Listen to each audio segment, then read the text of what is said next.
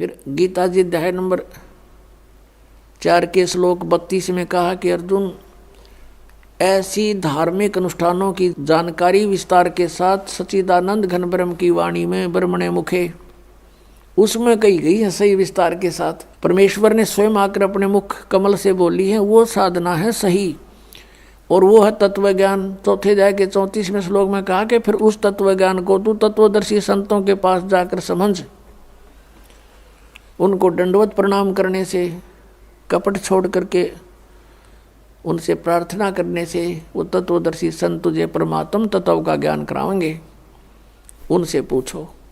तो इससे एक तो ये सिद्ध हो गया कि Gita is not complete knowledge.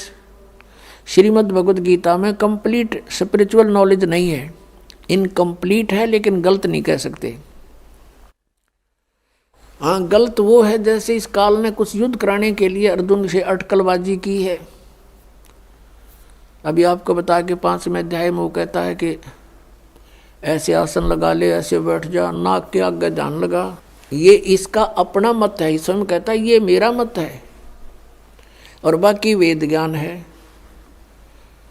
अब जैसे इसने युद्ध कराने के लिए अर्जुन से कहा दूसरे अध्याय के 37 और 38 श्लोक में कि अर्जुन, लाभ हानि को छोड़ के और किसी जय पराजय की भी चिंता ना करके तो युद्ध कर ले।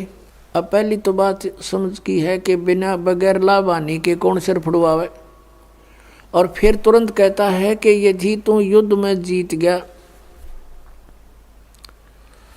तो पूरी पृथ्वी का शासन प्राप्त होगा, राज भोगेगा, और यदि तू युद्ध में मारा गया तो स्वर्ग में जाएगा, तेरे दोनों हाथों में लड्डू हैं, युद्ध कर ले।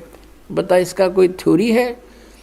पहले में तो कह रहा है कि लाभ और हानि छोड़ कर युद्ध कर ले, हार जीत की भी चिंता ना करे, और तुरंत लाभ हानि बता रहा है कि यदि मारा गया तो स्वर्ग में जाएगा और जीत गया तो पृथ्वी का शासन भोगेगा। बता, आप पे लाभ हानि बता रहा है, फिर क्या लाभ हानि मत सोचे। तो ये इसकी अटकलबाजी जो इस तरह की बकवाद इस काल ने युद्ध कराने के लिए की है कि किसी तरह यो नाश हो, वो करवा दिया इसने। फिर